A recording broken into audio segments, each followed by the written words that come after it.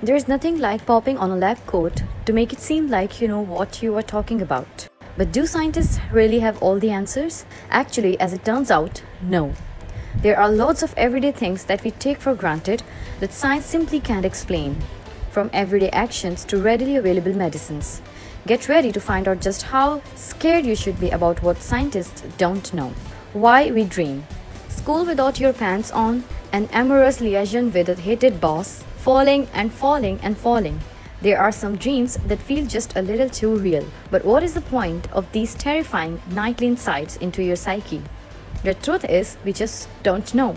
Some scientists theorize that dreams help you solve problems, and others suggest that they are just random images with no meaning. Ultimately, we can't assure you that they do not signal something abnormal deep in your psyche because we just don't know.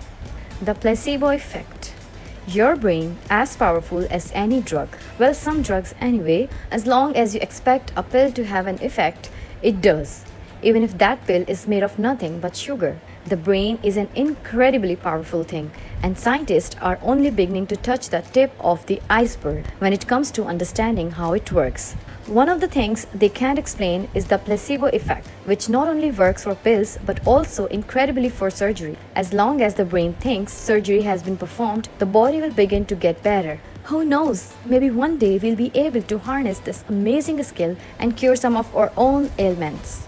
Why it takes more cheese to make a tomato than a human? Tomatoes, that most complex of fresh produce, is it a fruit? Is it a vegetable? Best in a salad or a pasta sauce? Awful in fruit salad. It turns out these aren't the most contentious issues of this delicious red fruit. Tomatoes have over 30,000 genes, which, to put it in context, is around 10,000 more than a human. The question of why tomatoes require more genes than an infinitely more complex human continues to baffle modern science. Why are people right-handed and left-handed?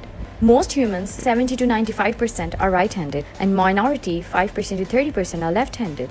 An indeterminate number are ambidextrous. Genes have an influence, but a left-handed gene isn't identified. Social environments are also an influence. When left-handed kids are made to write with their right, some of them become right-handed. Intuition. Whether we call it gut feelings, a sixth sense, or something else, we have all experienced intuition at one time or another. Of course, gut feelings are often wrong.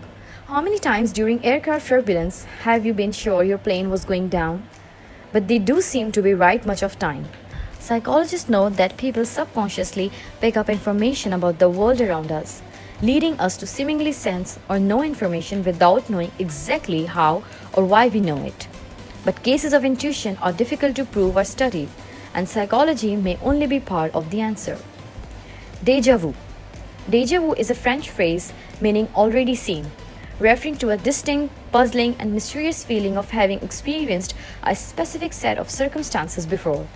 A woman might walk into a building in a foreign country she'd never visited and sense that the setting is eerily and intimately familiar. Some attribute déjà vu to a psychic experiences or unbidden glimpses of previous lives. Human psychology can offer more naturalistic explanations, but ultimately the cause and nature of the phenomena itself remains a mystery. Life after death.